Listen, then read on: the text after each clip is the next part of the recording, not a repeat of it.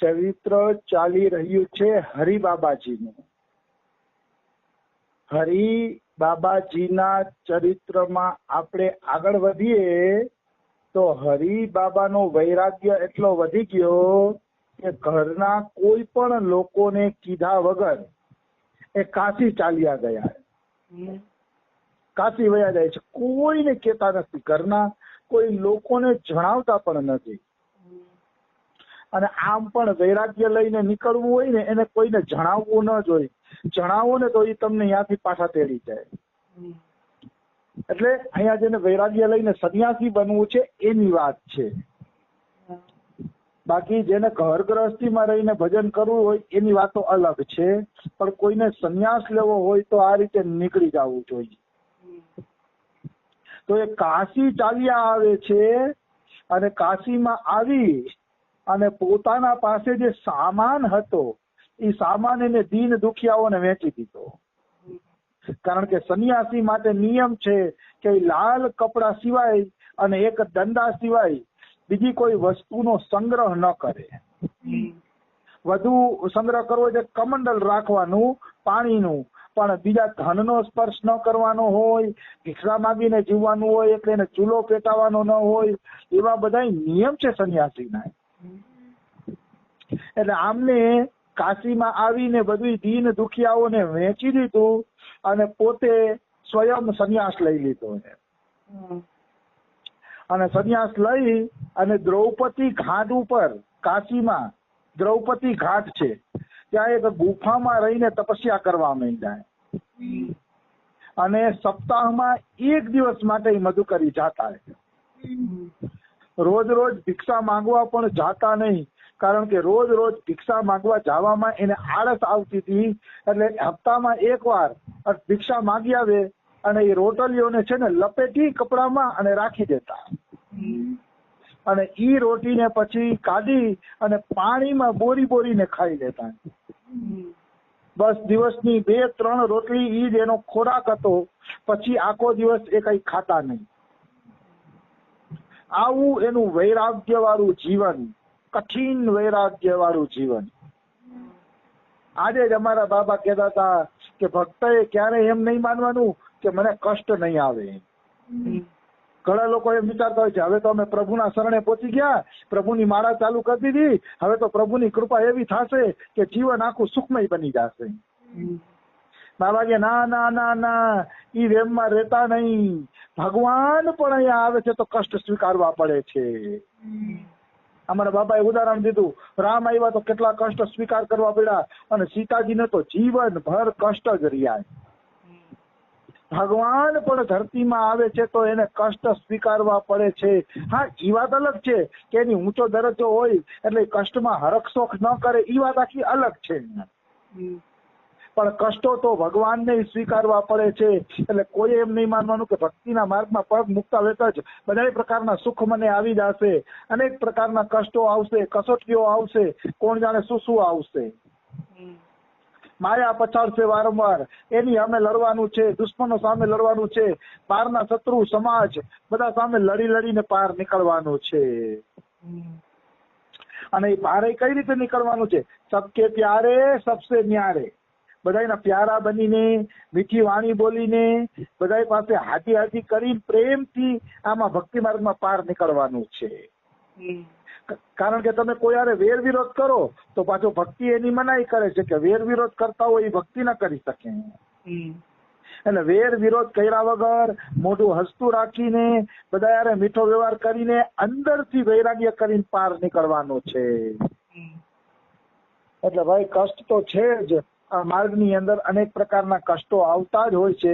અમે 15 વર્ષ ત્યાં અહીંયા આવી ગયા છીએ વ્રજમાં, પણ હજી કાંઈ એવી પ્રાપ્તિ નથી જે પ્રાપ્તિનું લક્ષ્ય લઈને આવ્યા હતા. હજી તો જાણે ભણવાનું જ હાલે છે, ભણવાનું જ હાલે છે. કોણ જાણે કેદી પરીક્ષા આવશે ને કેદી ભગવાનની પ્રાપ્તિ થશે.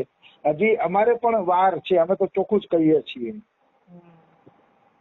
પણ એટલું જરૂર છે કે એની શરણમાં આવે છે તો નમે ભક્ત પ્રણશ્યતિ.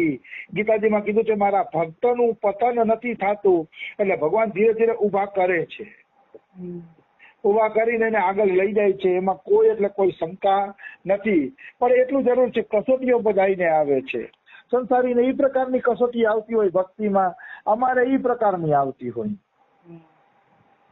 બધાને કંઈક ને કંઈક કસોટી આવતી હોય. અમારે અહીંયા બીજી કોઈ કસોટી ન હોય, કઈ કામ ન હોય, ધંધા ન હોય, પણ ક્યારેક ભગવાનનું મન ન લાગતું હોય તો એ પણ એક કસોટી છે. કારણ કે મન લાગતું ન હોય અને ફરવા હરવા જવાનું ના તે બી ગમતું ન હોય, કારણ કે તો સંસારમાં ટાઈમ બગાડવા જેવું છે, તો પછી એવી કસોટીઓ આવતી હોય છે. તો 3 વર્ષ સુધી હરિબાબા ગંગા તટ ઉપર ભજન કરે છે. અને 3 વર્ષ સુધી ગંગા તટ ઉપર ભજન કરતા કરતા હરિબાબા પછી પહોંચ્યા હોશિયારપુર. હોશિયારપુર પહોંચે છે હરિબાબા, અને હોશિયારપુરમાં એ ગુરુદેવ પાસે ગયા. જે એમના પેલા ગુરુદેવ હતા ને એની પાસે ગયા. એ ગુરુદેવે એને સંન્યાસ લેવાની ના પાડી હતી કે બેટા સંન્યાસ તારો અપને આપ થઈ જશે, જયારે સંસારમાંથી આસક્તિ નીકળી જશે ને ત્યારે તારે સંન્યાસ લેવાની જરૂર નથી, એમ કીધું હતું. પણ જયારે ગુરુ પાસે ગયા તો ગુરુ બહુ પ્રસન્ન થયા, અતિ પ્રસન્ન થયા. હાચા સંત હંમેશા ભક્તિ જોઈને પ્રસન્ન જ થાય. ખોટા માણસો જ બીજાની ભક્તિ જોઈને નાક મોઢું બગાડતા હોય છે. સાચો વ્યક્તિ તો કોઈને સારા માર્ગે વળતા જોઈને પ્રસન્ન જ થશે. એટલે સંત પ્રસન્ન થયા અને કીધું કે તું સ્વયં જ સાધુ બની ગયો છો, એટલે હું તારું નામ રાખું છું સ્વતઃ પ્રકાશ. આજથી તારું નામ છે સ્વતઃ પ્રકાશ, કારણ કે તું ખુદ જ સાધુ બની ગયો છે. એનું સ્વતઃ પ્રકાશ નામ રાખી દીધું છે. સ્વતઃ પ્રકાશ નામ રાખી અને પછી એના વખાણ કર્યા કે ધન્ય છે તને કે તું સાધુ બની ગયો. થોડા દિવસ હોશિયારપુરમાં રહ્યા ગુરુદેવની પાસે, પછી બુલંદ શહેર ગયા. બુલંદ શહેર થી થોડે દૂર ભૃગુ ક્ષેત્ર છે.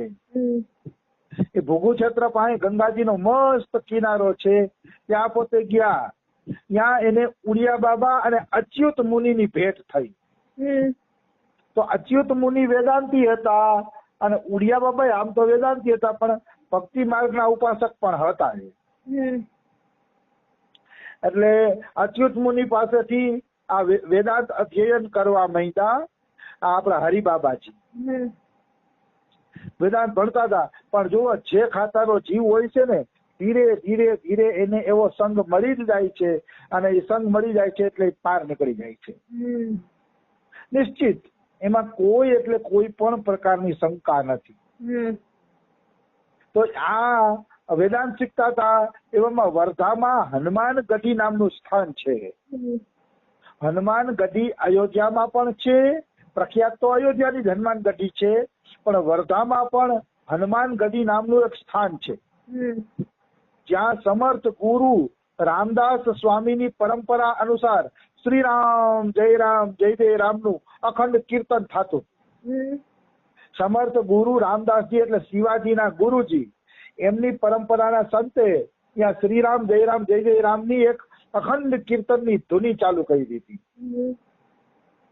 તો ત્યાં પરાંજપે નામના એક સંત હતા, પરાંજપે, એની અટક હતી પરાંજપે, ઈ મંદિરના અધિકારી હતા.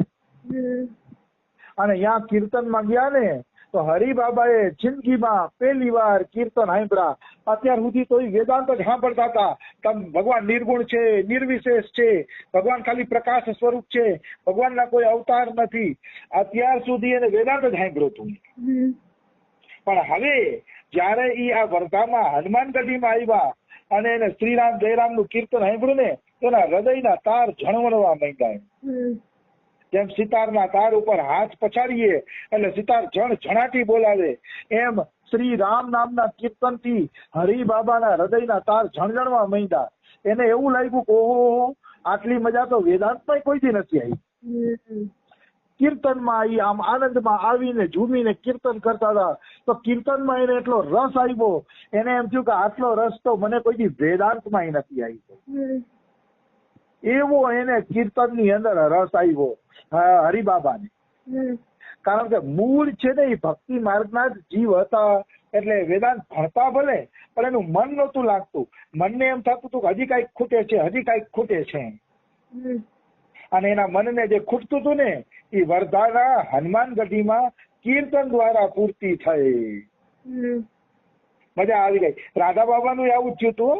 રાધા બાબા એ પ્રખર વેદાંતી હતા, પણ જયારે હનુમાન પ્રસાદ પોદાર પાસે આવ્યા ગીતા વાટિકામાં, અને ગીતા વાટિકામાં 1 વર્ષનું અખંડ સંકીર્તન હાલતું હતું હરે કૃષ્ણ મહામંત્રનું, તો એ સંકીર્તન સાંભળીને રાધા બાબા ભાવ વિભોર થઈ ગયા.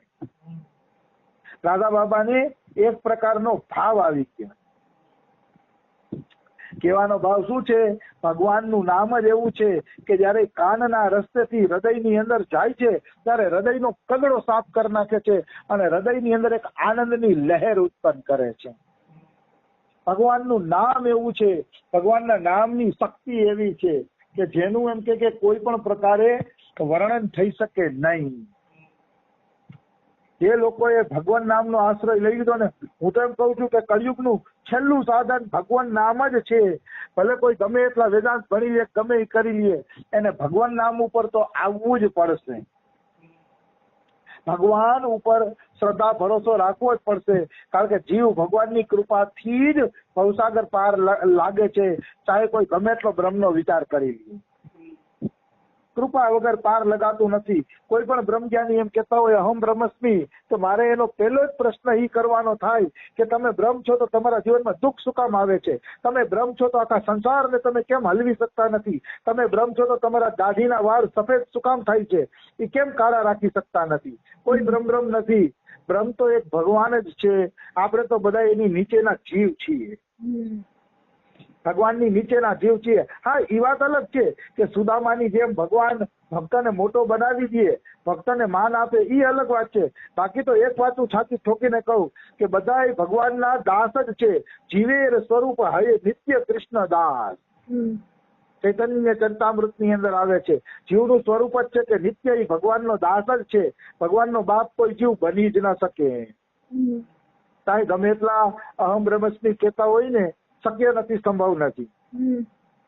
અને શંકરાચાર્યનો કોઈ વદાળ કરતા હોય તો ભાઈ શંકરાચાર્યનો વદાળ ન કરાય, કારણ કે એ તો સાક્ષાત શિવજીનો અવતાર છે અને શિવજી ખુદ ભગવાન છે, એટલે ભગવાન પોતે કહી શકે કે હું ભગવાન છું એમ, પણ જીવ કહી શકે નહીં. એટલે જીવે બને ત્યાં સુધી ભગવાનના આશ્રયમાં રહેવું, એમાં મજા છે. આ બધા શંકરાચાર્યના માર્ગ વાળા એમ માને છે કે શંકરાચાર્ય અહમ બ્રહ્મસ્મી કીધું એટલે અમે કહીએ, પણ બધા લોકો એ કહી શકતા નથી, કારણ કે શંકરાચાર્ય તો શંકરનો અવતાર છે, ભક્તમાલ એમ કે છે, અને શંકર ભગવાન સાક્ષાત ભગવાન છે. એટલે ભગવાન કહી શકે કે હું ભગવાન છું. ગીતાજીમાં કૃષ્ણએ કીધું કે હું ભગવાન છું. અર્જુન તું મારી શરણમાં આવી જા.